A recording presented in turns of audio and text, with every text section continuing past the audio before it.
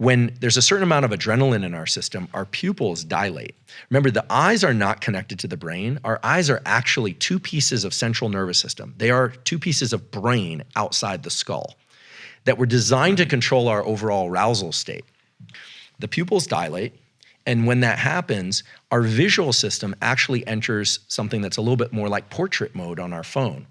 There's a process called accommodation, and your ability to focus on one thing visually actually becomes better, and your ability to see everything else blurs away. And that's the ability to just see that screen of text, or that if you work on pad and paper, to just see that pad and paper. And then as you start writing, what people don't realize is that mental focus follows visual focus. Your visual focus, as you bring that into really sharp relief, that image of your book, and you stare at it, you're gonna feel some agitation and your mind's gonna be jumping all over the place. But if you wait just a couple minutes, the rest of the world will disappear. I think this is sort of like the flow state people are looking for. But the visual focus is what brings the rest of the brain into cognitive focus. And people in the martial arts understand this. You've probably experienced this running when you're feeling exhausted and you can just concentrate on one milestone and get there. You can almost bring that into what you're doing is you're linking that to the dopamine circuitry. You're saying that thing is the milestone, not winning the race, not some other thing outside this immediate environment, that thing. And when you're able to start capturing these peripheral circuits, meaning the body, the diaphragm, the visual system, then you start getting past this whole idea of mindsets, and it really becomes about the body setting the mind. And this is where I think when you say action leads the rest, right? What you're saying is grounded in real neurobiological data. There's also a shift in your perception of time when you're in that state. Suddenly your relationship with time becomes completely different.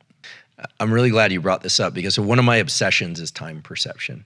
And, having spent the last 20 years or so studying the visual system, what you start to realize is that space, meaning physical space, not outer space, but physical space around you and your time perception are absolutely linked.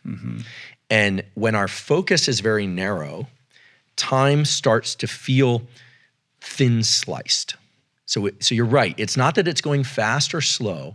It's that you're perceiving more events per unit time.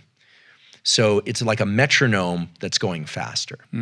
When our gaze is dilated, so when we're relaxed, there's actually what happens is the pupil kind of relaxes a bit. It doesn't always get bigger or smaller, but what happens is when we're relaxed, so if you view a horizon, for instance, or you go into what's called panoramic vision, so even though I'm looking at you right now, I can dilate my gaze without moving my head or eyes, so I can see the corners of the room and the ceiling. I can see myself in the environment. When we do that, our perception of time broadens and we feel like we have more time. And what we're doing when we do that focus versus defocus, as I call it, or focal vision versus panoramic vision, is you're toggling on and off the autonomic nervous system for alertness. You're turning on and off that norepinephrine circuit.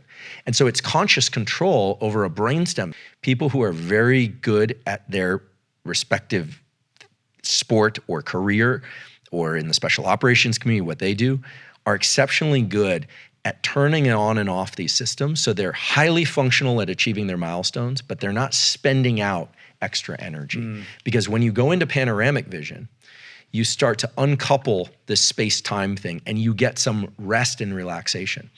Just merely going into panoramic vision, say between a meeting, instead of looking at your phone, more focal vision. You're working hard on your book. Maybe you walk to the kitchen, just 2 seconds of what I call deliberate decompression, where you just kind of let your mind go broader, will allow you to reset your focus much more intensely when you return to that book, as opposed to if you had looked at your phone or engaged even in some other kind of deep duration path outcome type function of the brain.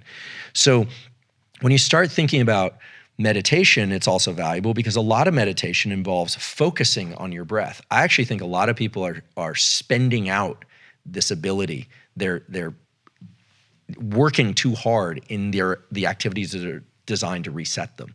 So the two ways to reset yourself in wakefulness. Being just very adamant about my meditation practice. That's right. Because it's a letting go. It's not we're so programmed to force ourselves to do things or to dive in with intentionality. But so much of this is more elusive than that.